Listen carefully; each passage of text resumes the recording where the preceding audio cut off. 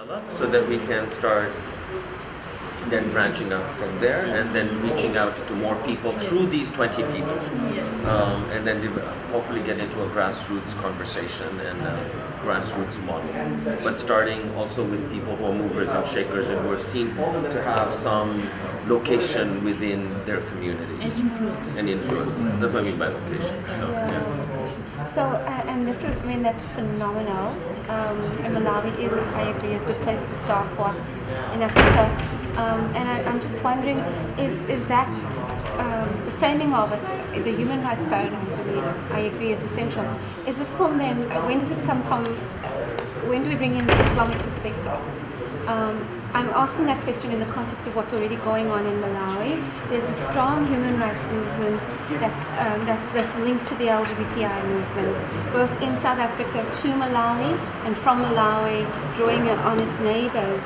And there's been quite a lot of consultation, engagement, organizing going on through Open Society Initiative, through other stakeholders, Free Gender, a whole lot of role players have done human rights and LGBTI, and our unique added value is that we've spoken from even in Malawi, we've spoken to the Interreligious Forum in relation to LGBTI rights, but there's not been at this point yet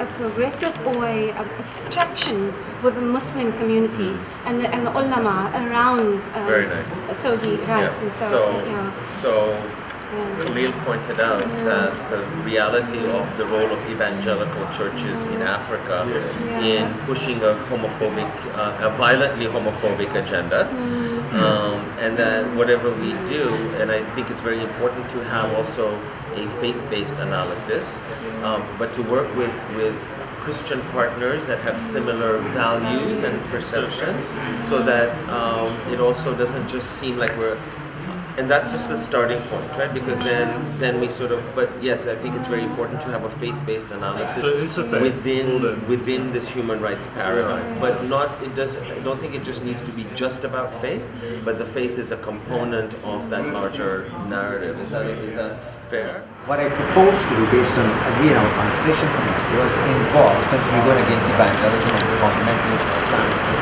we already have I'm working off some realities there. I don't know, the context, I'm a person to speak in an American context, so I pushed out there.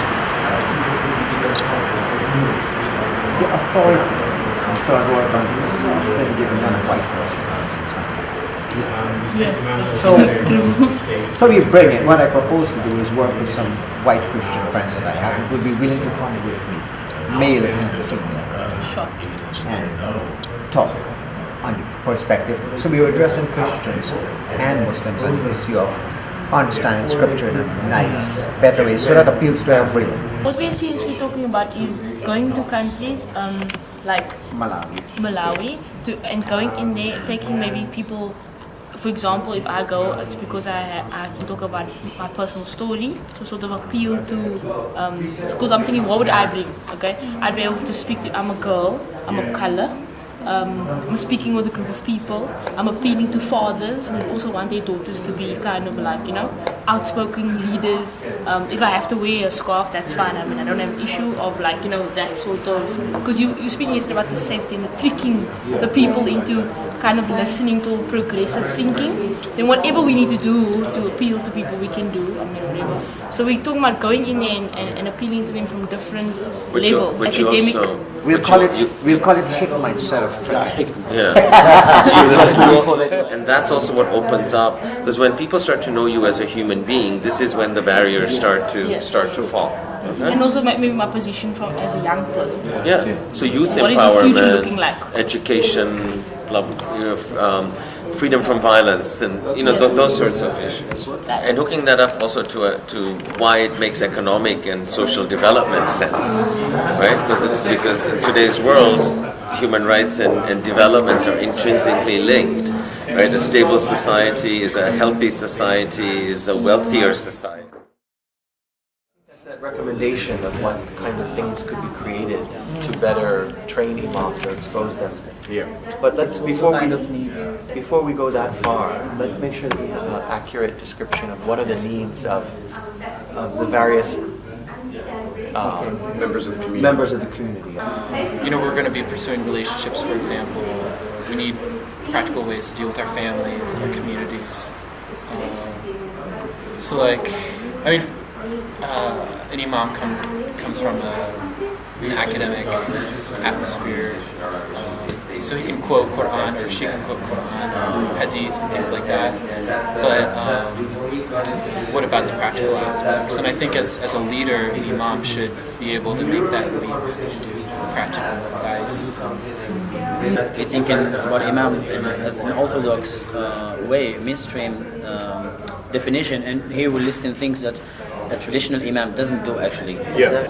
Just talking about sexuality, not gender or sexual orientation, because I think it's the major problem in Muslim countries, because sexuality is a taboo and people get frustrated not to know, not to have basic knowledge about sexuality, so I want to discuss. Support for parents who are having to work with children who are questioning their identity, and then how can we help children to come out to the family?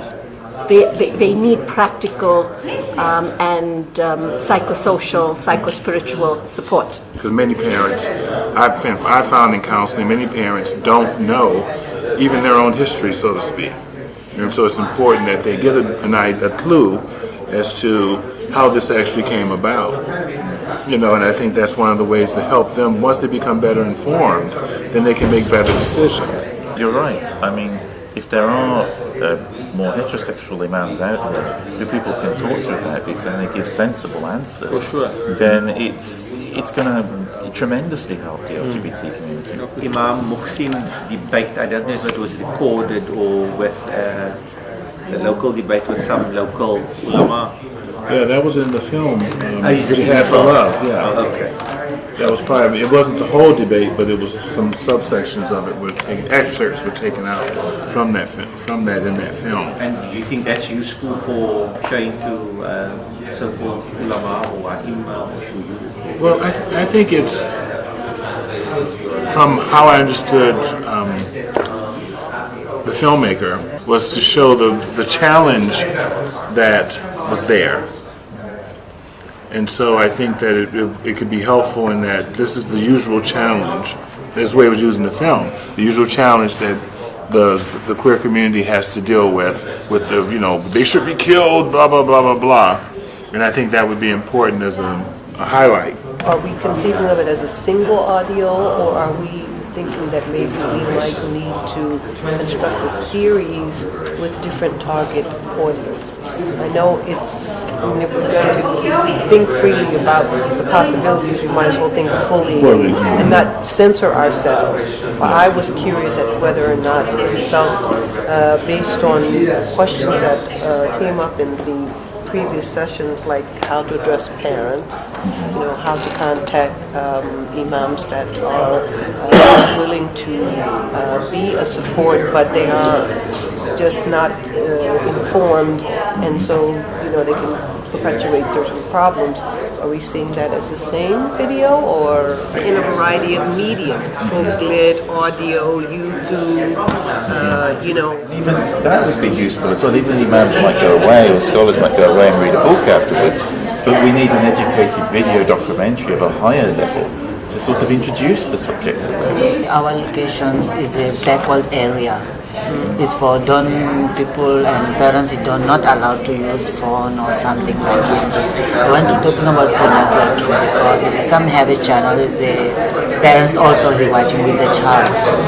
I want to be adapting this for some channels is for main channel is going to watch with the child, is some like a drama, sometimes the same time is like not a YouTube, but have to be some 30 minutes, 20 minutes, they have some like they teach him for parents, or this decision is better than one, I think so. Knowledge content, you're looking at the medium and the process through which, because this is what I'm hearing, and we heard theater as one, which we're taking. One other piece that I would add, and again, depending on the different cultural contexts, geographical contexts that you are dealing in, now there are audiences, they want apps on telephone, right? So that they have easy, quick access to information. And particularly when you're looking at younger demographic.